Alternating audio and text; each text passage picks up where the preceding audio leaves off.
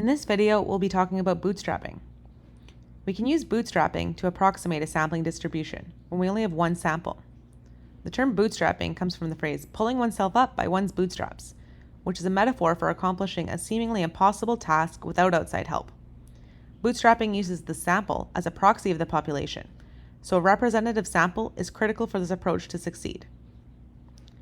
Here are the main steps involved with bootstrapping. First is to take a bootstrap sample, which is a random sample taken with replacement from the original sample of the same size. Imagine we have a sample of candies.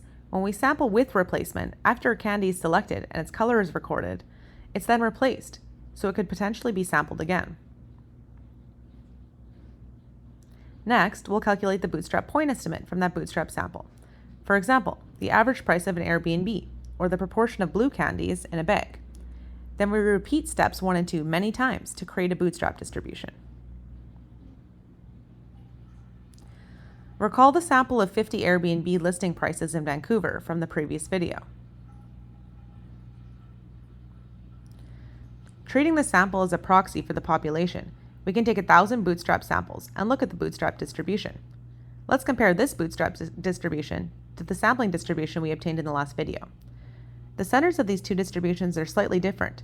The mean of the bootstrap sample means is almost exactly that of the original sample mean, whereas the mean of the sampling distribution of sample means is almost exactly the population mean. That's because our bootstrap sample is tied to the original sample, whereas each sample comprising the sampling distribution is tied to the population.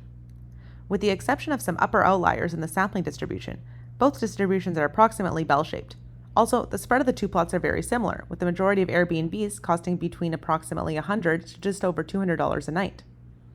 We can use the distribution of the bootstrap sample means to approximate the sampling distribution of sample means when we only have one sample. Bootstrapping allows us to generate a plausible range where we believe the value of the true population parameter to lie to report along with our estimate. To summarize, the shape and spread of bootstrap and sampling distributions will be similar, whereas the bootstrap distribution will have a center tied to the sample, and the sampling distribution will have a center tied to the population.